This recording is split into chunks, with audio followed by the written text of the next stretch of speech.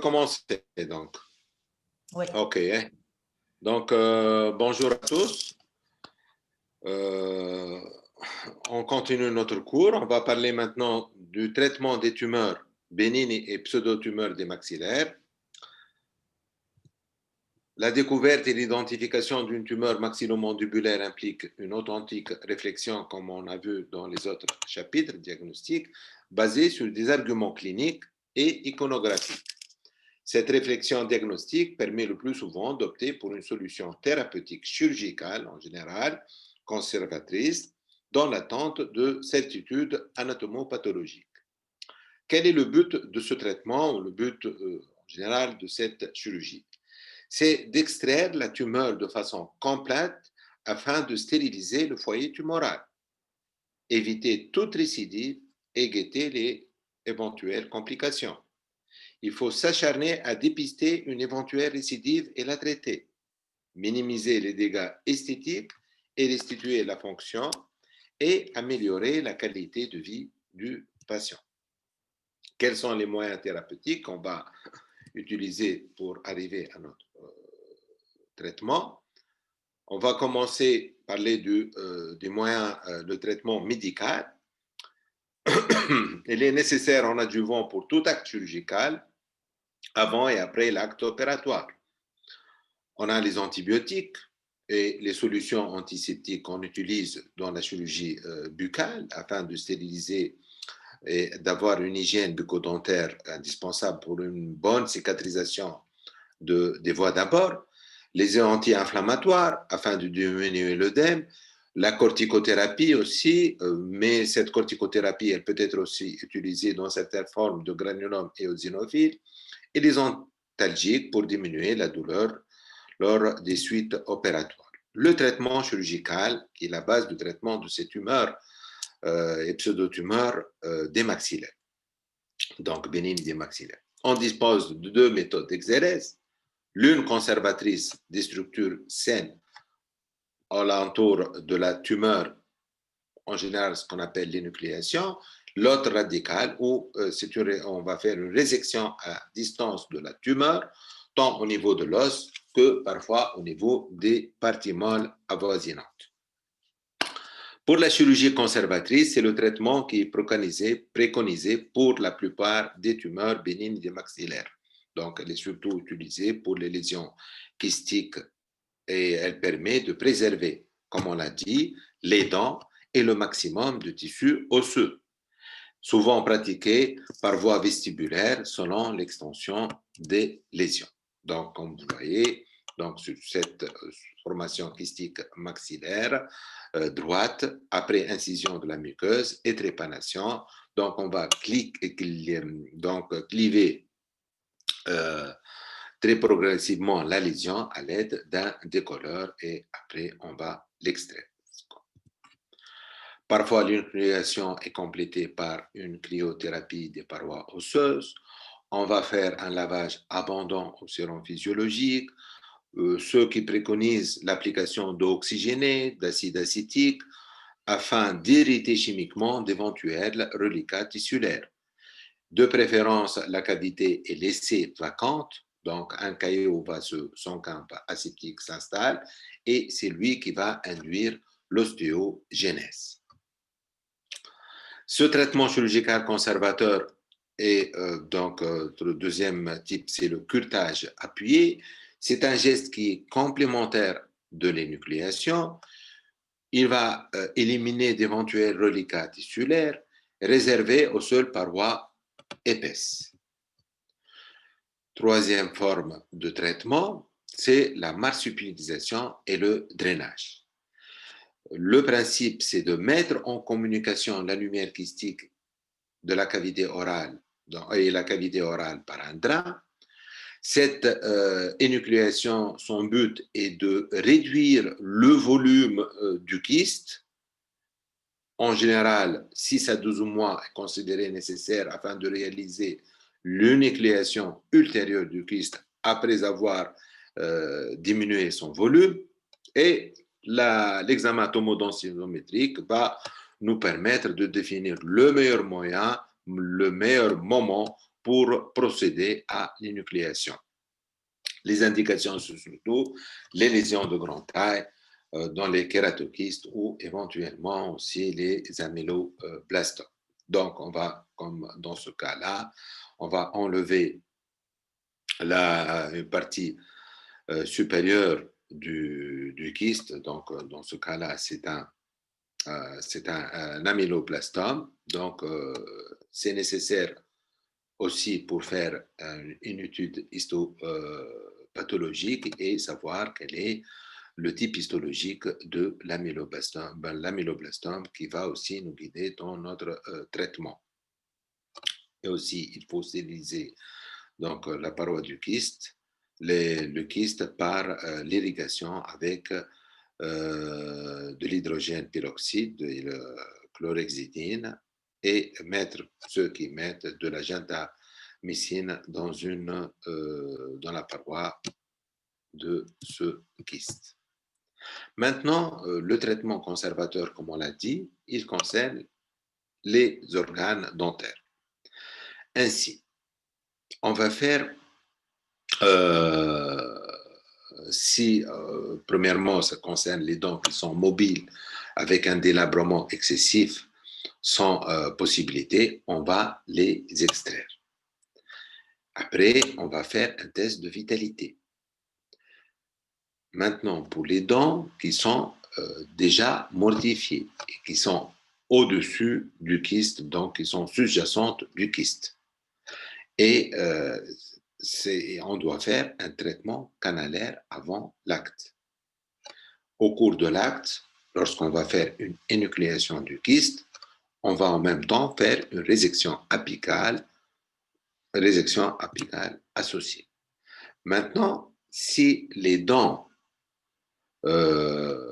sont vivantes, donc les dents qui sont intéressées par l'énucléation d'une lésion, ces dents sont vivantes, on va faire une énucléation du kyste et ultérieurement, on va faire une surveillance avec des tests de vitalité pulpaire toutes les 2 semaines durant la période post-opératoire. En cas, si le test est négatif pour une ou plusieurs temps, on va faire un traitement endocanalaire afin de ne pas gêner la réossification osseuse de la cavité résiduelle. La crainte de léser le pédicule vasculo-nerveux de l'apex ne doit pas laisser courir le risque de réaliser, bien sûr, une exérèse incomplète. Maintenant, quatrième type de traitement chirurgical conservateur, c'est la résection modelante. C'est une réduction des contours des structures osseuses hypertrophiées. Elle est surtout utilisée ou indiquée en cas de lésion osseuse dysplatique. C'est dans un but seulement esthétique.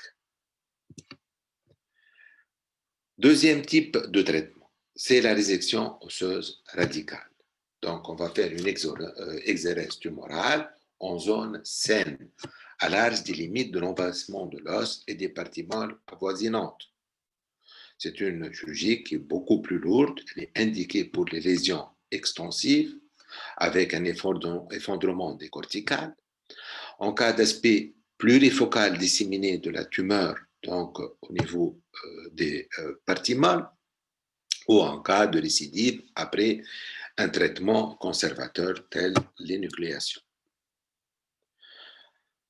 En cas de résection osseuse radicale, le risque de récidive est beaucoup moins important. Mais en contrepartie, on aura un défect osseux et tissulaire avoisinant assez important aussi. Il est réalisé dans un plan extra-périosté par voie d'abord endobuccale. Et seules les tumeurs très étendues peuvent être réséquées par voie cutanée. Parfois, on est amené à faire une voie d'abord cutanée pour des lésions très importantes ou aussi, on peut faire aussi une voie double muqueuse et cutanée. En ce qui concerne la mandibule, on peut avoir une résection segmentaire partielle qui épargne éventuellement soit le bord postérieur de la mandibule ou le bord basilaire. Parfois, on est dans certaines tumeurs bénignes amené à une résection mandibulaire interruptrice de la continuité de la mandibule et éventuellement une désarticulation hémimandibulaire pour des lésions qui sont très étendues et remontant le long de la branche montante. Pour les résections maxillaires, soit on opte pour une résection partielle de l'infrastructure, la partie la plus inférieure du maxillaire, on peut arriver à enlever toute la structure maxillaire. Maintenant, un troisième volet pour le traitement de ces tumeurs, et surtout il concerne le traitement des amyloblastomes. Il s'est avéré que les amyloblastomes sont des tumeurs radiosensibles. Le premier cas a été traité par Reynolds en 1982. Rastogi, en 2006, il a démontré quelques dizaines de cas qu'il a traités avec des doses de 60 degrés en 30 séances en cobalt par 2 champs latéraux et a montré une bonne évolution de ces tumeurs. Ça concerne surtout les tumeurs qui sont localement très avancées ou en cas de refus de la chirurgie. Concernant maintenant, surtout dans le cadre des exérèses assez larges maxillomandibulaires, la réparation des PDS maxillomandibulaires, là, on ne va pas trop s'étaler parce que c'est lui-même, c'est un sujet qui est très large et très difficile de limiter, surtout pour ce type de tumeur. Et pour parler de toute la réparation maxillaire, mandibulaire, en fonction des localisations, en fonction des classifications des pertes de substances de ces deux structures osseuses, c'est un chapitre à part. Mais on va essayer d'assez faciliter ce traitement ou ce chapitre. Alors, les PDS maxillomandibulaires intéressent essentiellement les tissus osseux, surtout que ce sont des tumeurs bénignes, exception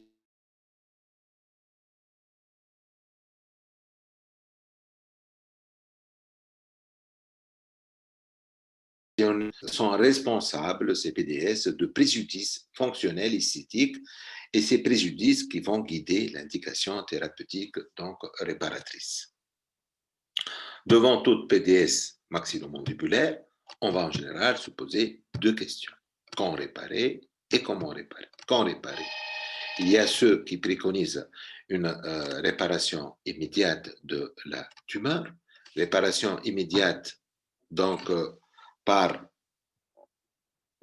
lorsqu'on va faire une exérèse tumorale, on va mettre soit une attelle, soit une réparation par un lambeau, éventuellement, et ceci pour différents auteurs, c'est pour éviter à ce qu'il n'y a pas de conséquences morphologiques et fonctionnelles associées. Mais il y a d'autres qui préconisent un traitement secondaire. Un traitement secondaire lorsqu'on est sûr qu'on a enlevé toute la tumeur et surtout lorsqu'on est sûr qu'il n'y a pas de récidive tumorale. Donc, après quelques mois, parfois après quelques années, on va faire toute la reconstruction maxillaire ou mandibulaire. Comment on va réparer? Et là, ça dépend de la PDS, ça dépend de plusieurs formes. On va réparer par différentes techniques chirurgicales. Alors,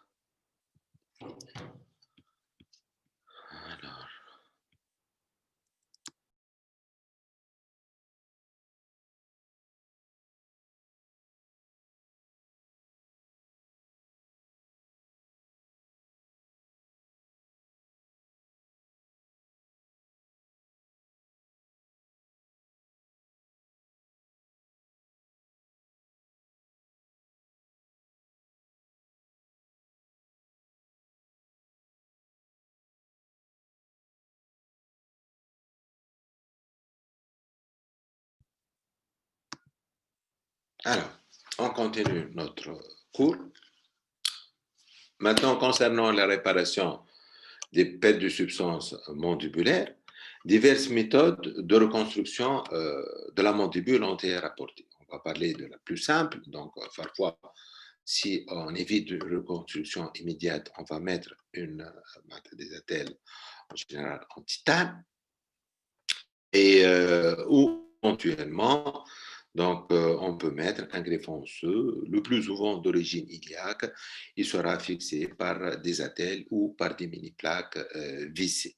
Là, il s'agit d'une perte de substance assez limitée de 4 cm ou en général inférieure à 6 cm de long. Sinon, en cas de perte de substance osseuse assez large, supérieure à plus de 6 cm, on va utiliser des lambeaux libres microvascularisés. En cas de défect muqueux ou éventuellement cutané, une palette cutanée sera intégrée au lambeau pour la réparation de ce défect. Voilà. La branche montante mandibulaire et l'angle mandibulaire, et c'est le site le plus fréquemment touché par l'amyloblastome. Dans ce cas, plusieurs auteurs préconisent l'utilisation de lambeaux de l'artère iliaque circonflexe profonde avec la clette iliaque.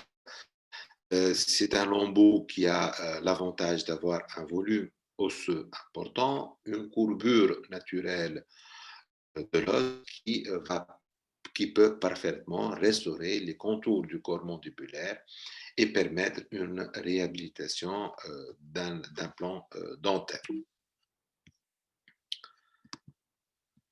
Alors là, c'est le cas d'une patiente qui a un amyloblastome au niveau de l'angle et remontant, l'angle remontant vers la branche montante, qui a été excisée, une exérèse donc interruptrice de l'angle et remontant vers la branche montante et réparée par un lambeau de l'artère iliaque circonflexe profonde,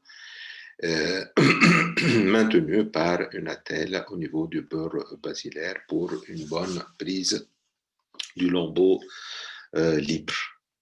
Là, c'est un patient qui a été traité par, donc qui a eu déjà une exérèse tumorale au niveau de la branche horizontale gauche, réparée par un lambeau de fibula.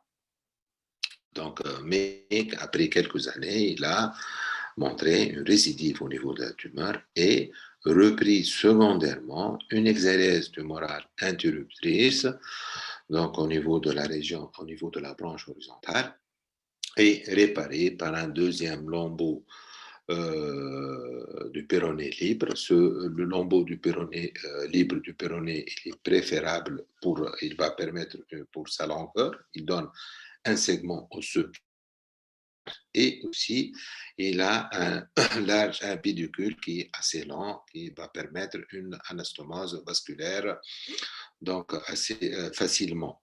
De même qu'il peut être osteotomisé pour obtenir un bon résultat esthétique et fonctionnel. Des lambeaux, des implants osseo-intégrés peuvent être également placés au moment de la reconstruction osseuse.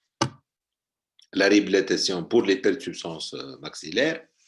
Donc, le site de résection il peut être d'emblée complet sans compromettre ultérieurement la surveillance directe de la cavité opératoire. Si cette perte de substance va être comportée par une prothèse adjointe à base molle, soit par une plaque obturatrice faisant barrage à la communication bucco-sinusienne. Donc, c'est une réhabilitation prothétique en général provisoire et sera secondairement réparée à la fois que la rémission est acquise. Le défaut osseux maxillaire il peut être ainsi reconstruit par des greffes de calvaria ou un greffon iliaque qui vont être recouverts soit par recouvert par la muqueuse s'il n'y a pas de défect muqueux ou éventuellement par des lambeaux locaux régionaux. Donc, si le défect est un peu plus important, des lambeaux composés pédiculés, musculo-osseux temporaux peuvent être utilisés. Et si la perte de substance elle est assez importante, des lambeaux libres micro-anastomosés, cutaneo-osso-iliaques ou péronés peuvent être aussi donc utilisés au niveau de la région maxillaire pour leur réparation. Ce sont des cas assez limités, surtout pour ces tumeurs bénignes. Maintenant, on va donner quelques indications thérapeutiques en fonction du type histologique de ces tumeurs.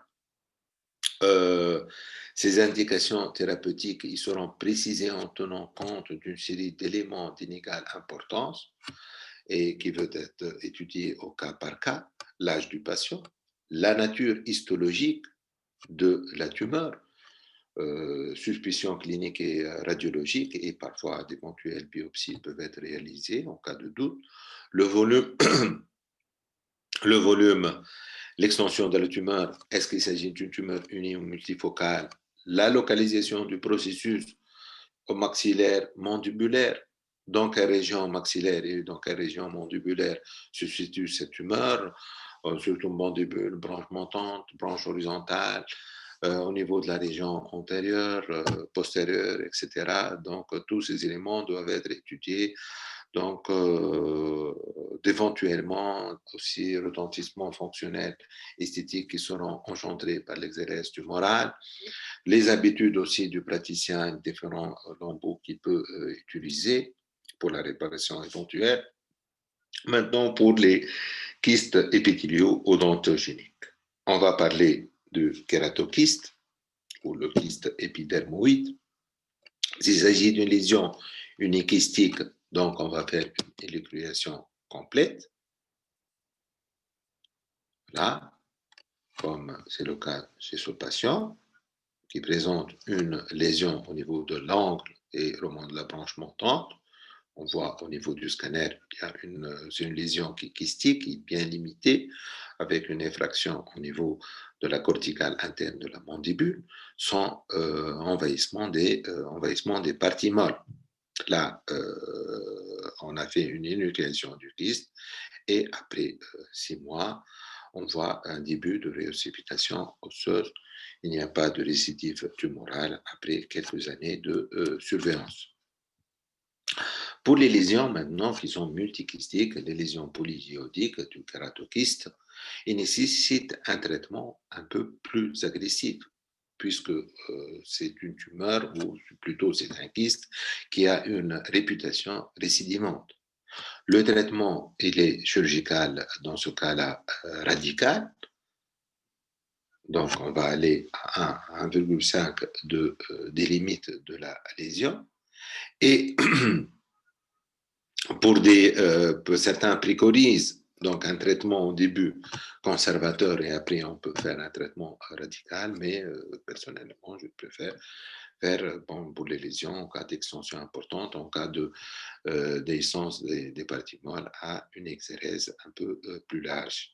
Dans certains kystes de grande taille, il sera marsupialisé, drainé, puis énucléé lors d'une étape ultérieure. Comme c'est le cas chez ce patient-là, tumeur au niveau de la branche horizontale droite, qu'on le voit sur la radio panoramique, avec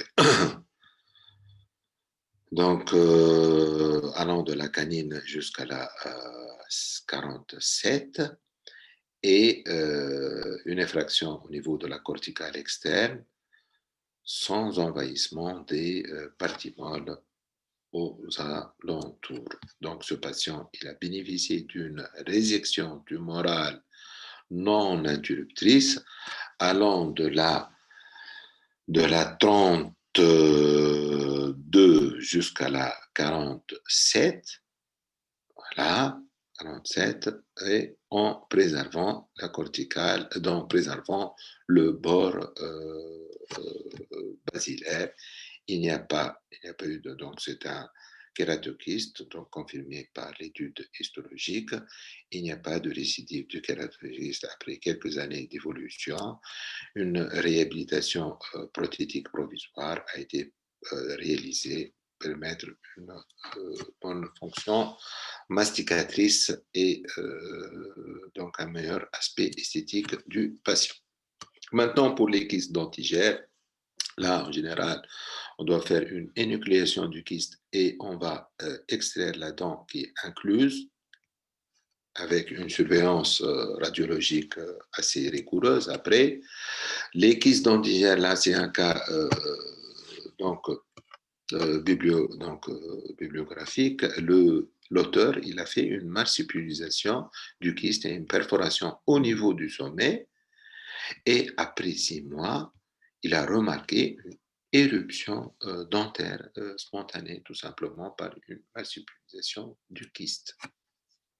Pour les kystes épithéliaux non odontogènes, les kystes fissuraires, en général, guérissent après énucléation du kyste. Les kystes radiculaires, c'est les kystes qui sont les plus fréquents. Donc, on va s'attarder un petit peu sur ces kystes. En général, on va faire une énucléation du kyste et une résection des apex qui sont envahis par ce kyste ou qui sont responsables éventuellement du kyste. Donc, comme on l'a dit tout à l'heure, on va faire un traitement endodontique des dents sus-jacentes, traitement endodontique si ces dents sont mortifiées. Si les dents sont délabrées ou si le traitement endodontique est non réalisable, on va faire l'évolution dentaire. Après énucléation du kyste, une surveillance radiologique régulière et jusqu'à la réossification complète est nécessaire. Pour le kyste parodontaire, il faut faire une énucléation et une évolution de la dent de sagesse. Pour maintenant, concernant les tumeurs odontogéniques. L'amyloblastome, donc c'est la tumeur qui pose le plus de questions. C'est une tumeur qui se caractérise par un potentiel agressif d'invasion locale et un fort potentiel récidivant qui nécessite un diagnostic histologique précis et un traitement chirurgical dont les modalités seront discutées en fonction. Alors, il y a ceux qui préconisent le traitement conservateur préservant l'intégrité, mais le taux de récidive est assez important, supérieur à 50% jusqu'à 90%, tandis que le traitement radical, il est lourd sur le plan esthétique et fonctionnel, il peut nécessiter éventuellement des exérèses larges avec des reconstructions par des lambeaux libres. La stratégie thérapeutique, elle est corrélée à plusieurs facteurs pour l'amyloblastome. L'aspect histologique, comme on sait, on a 4 sous-types, mais on va les diviser en 2, multikystiques ou solides et les lésions desmoplastiques, ou alors les lésions périphériques et unikystiques. La localisation anatomique de la tumeur, si la tumeur elle est intraosseuse, s'il n'y a pas de rupture corticale, ou alors si la tumeur elle est extra-osseuse avec un envahissement des parties molles. Alors, aussi, on va faire un examen de caractère radiologique, uni ou polykystique, la dimension, la localisation osseuse, bien sûr l'âge du patient, le suivi après et la fidélité du patient à suivre, donc les consultations de contrôle, et s'il y a de récidive, une méthode conservatrice, on va en général passer à une méthode un peu plus radicale. Alors, l'énucléation, dans les formes unikystiques et périphériques, en général, l'indication est l'énucléation, surtout s'il s'agit d'une cavité unique, en clause régulière et fastonnée, et on fera après un curetage appuyé. Pour les tumeurs un peu plus grande taille, on va faire une marsupialisation, puis énucléation lors d'une étape ultérieure. Donc, la conservation, un amyloblastome au niveau de la branche montante qui a été directement énucléé. Et comme vous le voyez, après 1 an, on voit un début d'ossification osseuse. Il n'y a pas de récidive tumorale. Là, c'est un patient chez qui on a fait il a été marsupialisé. Donc, il présente un amyloblastome allant de la branche horizontale au niveau de l'ongle jusqu'à la branche montante, qui a une forme qui est assez uniquistique. Il a été marsupialisé pour permettre de réduire la taille de la tumeur. Et après un an, on a fait une énucléation du kyste. Et comme vous le voyez, on a un début de d'ossification osseuse, pas de récidive tumorale après 2 ans post-opératoire. Voilà. Maintenant, pour les amyloblastomes multikystiques, il y a ceux qui préconisent un traitement conservateur, mais vu le taux, comme on l'a dit, important de récidive, donc, mais malgré le taux de récidive élevé, ces auteurs préconisent que le traitement des récidives sera plus facile que la lésion originelle. Donc, c'est le cas de cette patiente, d'une patiente qui présente une lésion au niveau de la branche horizontale droite, allant de la 44 à la 46. Cette lésion a été enlevée en 99, mais après un an, on voit une récidive de la lésion, presque la même taille, un peu plus grande, et avec une résalyse au niveau des dents sus-jacentes. Là, on a opté pour un traitement plus radical, avec une exérèse de la lésion, donc un centimètre des limites pathologiques, en préservant une partie donc, du bord basilaire, mais malheureusement, il y a une fracture de la tête et secondairement, on a réparé cette substance par un greffon osseux et on a maintenu par une plaque au niveau du bord basilaire. Il n'y a pas de récidive ou de quelques années d'évolution. Un deuxième cas, tumeur de la branche horizontale mandibulaire gauche, excisée, donc exérèse une énucléation au début, un curetage appuyé, mais il a montré une récidive au niveau de la 30, on regarde de la 37, une deuxième excision, et là, une résection mandibulaire non interruptrice a été réalisée. Et là, vous voyez le contrôle après un an, il n'y a pas de récidive tumorale. D'autres, comme on l'a dit, d'autres auteurs préconisent plutôt une résection plus large de la tumeur, donc qui peut être donc marge d'oscurité de 1 cm, et cette exérèse, elle sera extrapériostée si la corticale est rompue, avec une éventuelle excision des tissus mous qui sont accolés à la tumeur. Là, c'est un patient qui présente un amyloblastome de la branche horizontale gauche.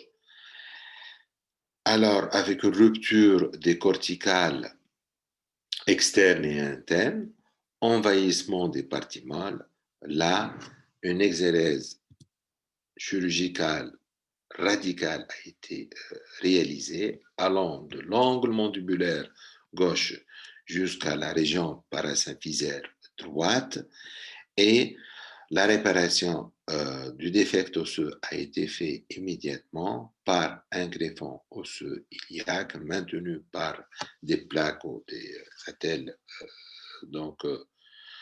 vissées. Une réhabilitation prothétique par une réhabilitation dentaire provisoire a été réalisée pour donner une réhabilitation prothétique provisoire a été réalisée pour traiter l'occlusion. Alors, là, c'est un amyloblastome au niveau de la branche horizontale droite qui a été excisé et réparé immédiatement par un greffon osseux, maintenu par et cette tumeur, plutôt, elle envahissait les parties molles. C'est pour cela qu'on a fait une résection interruptrice au niveau de la branche horizontale droite et greffé par une greffe corticale d'os iliaque maintenu par des fils d'acier, etc. Donc là, c'est une ancienne patiente traitée début des années 2000, mais malheureusement, le greffon osseux est résorbé.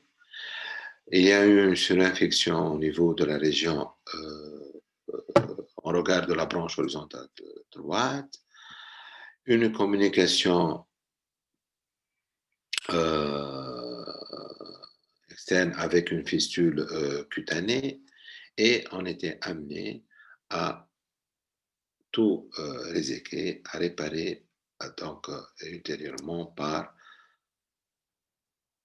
un lambeau, donc réparé par un deuxième greffon et réparé par des lambeaux locaux régionaux. Alors, pour des lésions un peu plus importantes au niveau de la branche et remontant, branche horizontale plutôt au niveau de l'angle gauche et remontant le long de la branche montante mandibulaire gauche. Donc, patiente qui a été traitée, donc patient traité, résection tumorale interruptrice a été réalisée, et là, alors la réparation a été réalisée par un lambeau libre de l'artère dite circonflexe iliaque artérie free flap, mais après quelques années, il y a eu une récidive de la tumeur au niveau de ce lambeau, comme quoi même après des résections étendues, on peut avoir des récidives tumorales, et elle a été reprise. Le lambeau, l'ancien lambeau a été enlevé, une résection interruptrice est réparée par un deuxième lambeau de même nature, contralatéral, donc maintenu par des attelles, et selon l'auteur, il n'y a pas de récidive après 2 ans d'évolution. Alors, comme on l'a vu, ce lambeau, il permet d'avoir des palettes osseuses iliaques assez larges. Donc là, c'est l'ancien lambeau qui a été lambeau osseux iliaque, il a été enlevé, et on a mis un deuxième lambeau qui a permis une bonne reconstruction de la région, donc branche horizontale et angle mandibulaire. Pour la radiothérapie, cette radiothérapie, elle permet, comme on le voit, donc chez Rastogi en 2006, donc son patient qui présente un gros amyloblastome énorme de la branche montante droite, est traité, comme on l'a dit, par de la radiothérapie externe, donc une bonne évolution, pas de récidive après 2 années, comme ça on a évité une chirurgie lourde. Maintenant, on passe aux autres tumeurs odontogéniques.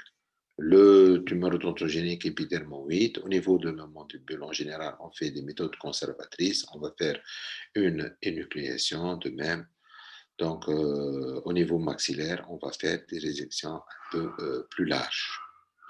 Donc, pour ces tumeurs, en général, on va faire une énucléation. Pour les tumeurs à cellules claires, là, c'est une exérèse large qui est souhaitable. C'est une tumeur qui a un certain potentiel malin, c'est pour cela qu'il faut être assez radical. Pour les autres tumeurs, en général, on préconise le fibrome amyloblastique, le fibrodontinome, etc. Ils sont de meilleurs pronostics que l'amyloblastome. On va faire une énucléation de ces tumeurs. Pour les odontomes complexes et compensés, ces tumeurs possèdent une coque conjonctive périphérique qui va permettre le clivage de la tumeur et l'enlever. Après énucléation, on va faire un curetage de la. Alors, comme c'est le cas de l'odontome composé au niveau de la branche horizontale droite, donc par une voie du côté lingual. Côté lingual, on a fait une exérèse de la tumeur, énucléation, incultage osseux, et on a enlevé plusieurs structures dentaires. Et là, après quelques années, on voit bien une bonne réossification de la région sonate. Les dents ayant été suivies, il n'y avait pas de mortification dentaire. C'est pour cela que le traitement endodontique n'a pas été réalisé. Les sémentoblastomes, tumeurs qui encapsulées et facilement cluvables, c'est pour cela qu'on va faire une énucléation. La dent relève de l'avulsion avec une large alvéolectomie. Pour les myxomes, c'est comme les amyloblastomes, donc elles se propagent alors c'est au niveau des parties molles. Le traitement conservateur, il expose aux récidives, c'est pour cela qu'on doit faire une résection assez large. Maintenant, on passe aux tumeurs ostéoformatrices. Habituellement, l'exérèse est indiquée, mais vu l'importance, donc s'il s'agit d'un ostéome qui est peu large, on peut préférer faire une exérèse de la tumeur. S'il s'agit d'une tumeur qui est très importante et la résection va donner un défect osseux important avec un problème, donc un préjudice esthétique et fonctionnel, là, soit on va surveiller ces lésions, soit si le patient est très gêné, on va faire une résection modelante qui est surtout à but esthétique, comme les torus palatins et torus mandibulaires. Donc là, on peut enlever par une résection modelante. Les osteoblastomes, donc, nécessitent un curetage appuyé.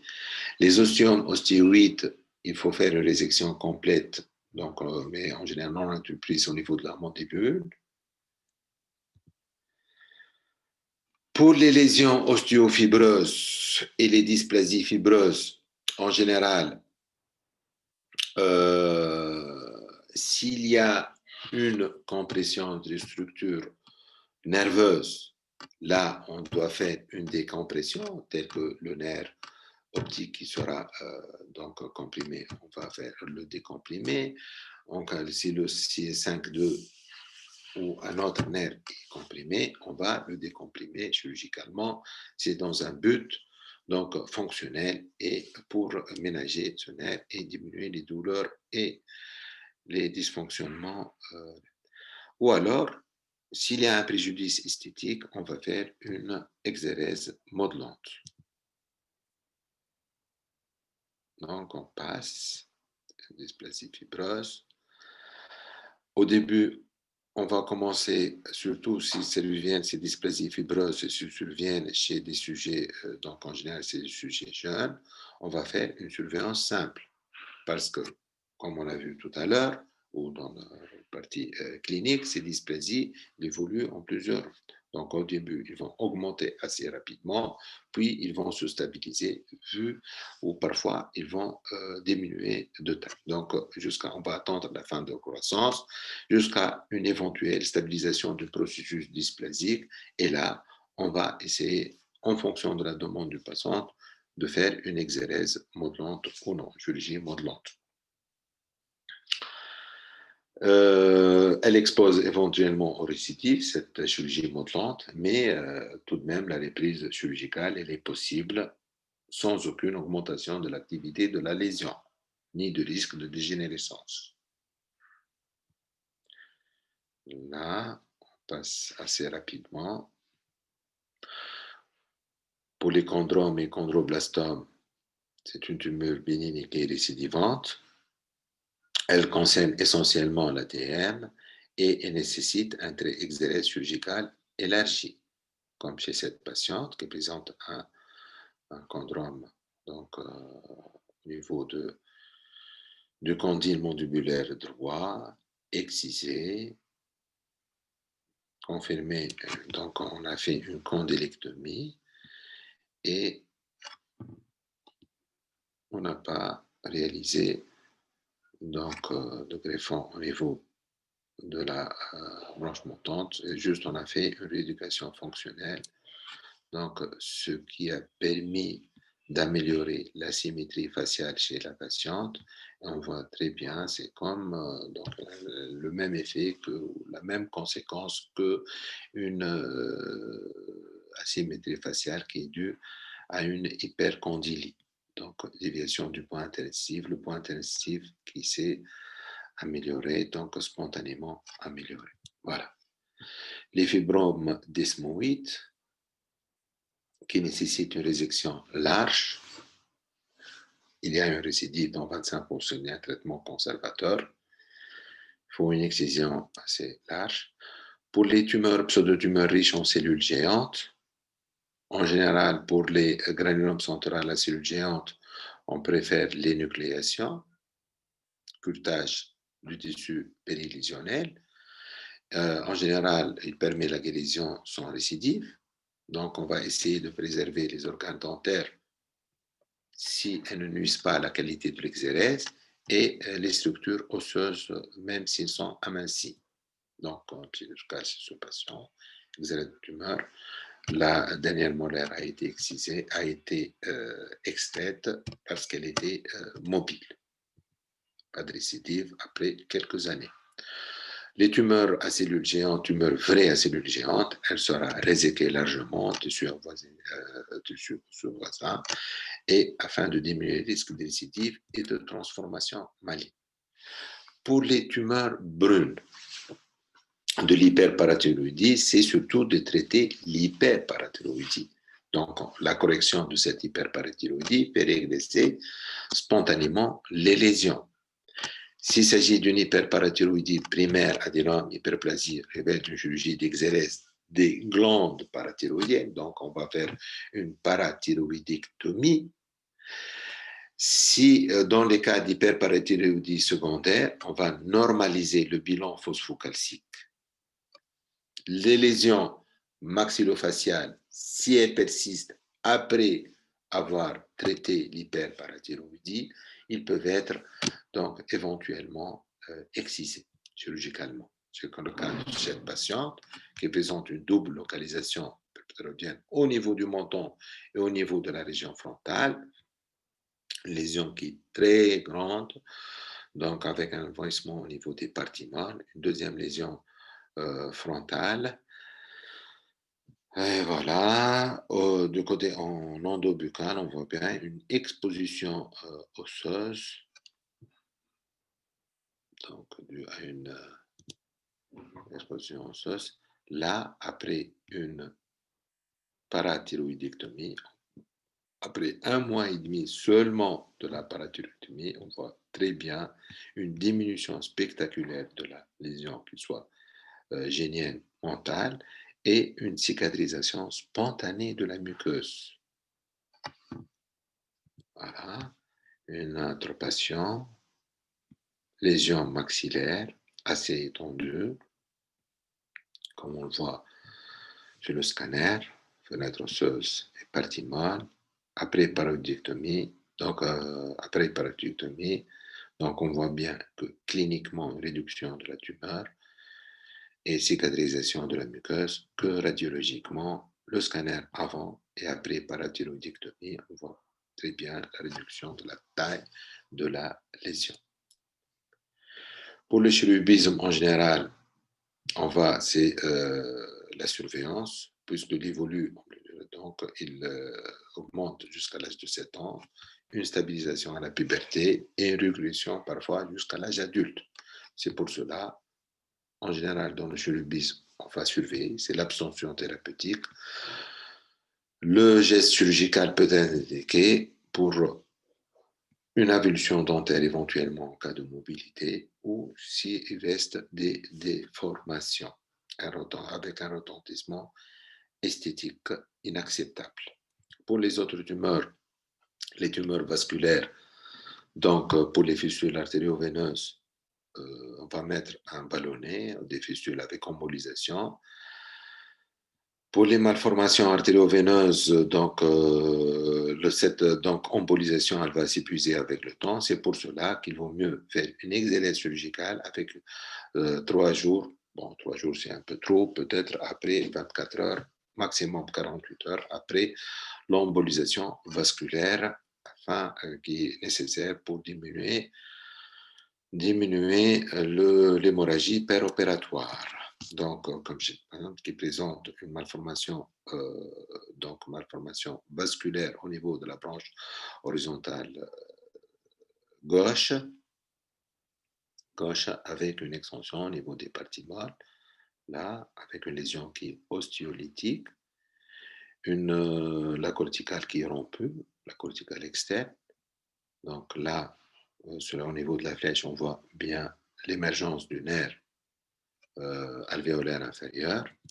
Cette tumeur a été enlevée, excisée par voie endobuccale. Un curetage qui est appuyé a été réalisé. La tumeur n'a pas récidivé. Après, ça fait une dizaine d'années qu'on l'a opérée. Alors, on passe devant ces différentes tumeurs pour ces angiodysplasies, comme chez cette patiente. Donc, on a fait une exérèse, une alvéolectomie, on a enlevé les tumeurs et les dents sous-jacentes à la tumeur qui étaient mobiles et qui retardaient la cicatrisation osseuse. Pour le granulome éosinophile, on va faire une nucléation, un curetage appuyé des tissus de granulation. Les dents seront extraites afin de diminuer le risque de récidive. Dans les formes polystotiques, on peut faire soit une chimiothérapie ou une corticothérapie pour ces lésions. Donc, comme chez cette patiente, panoramique initiale, régression des lésions après 3 ans de recul. Pour les lésions pseudokystiques, on va juste ouvrir la lésion et faire un curetage, faible taux de récidive. Voilà. Donc, merci de votre attention. C'est un cours qui est assez large. Il y a beaucoup de tumeurs et de pseudotumeurs bénignes et maxillaires. Ce cours ne peut pas traiter toutes les tumeurs. On ne peut pas traiter en même temps la réparation des défects. J'espère que vous avez profité de ce cours et bon courage. Merci à vous.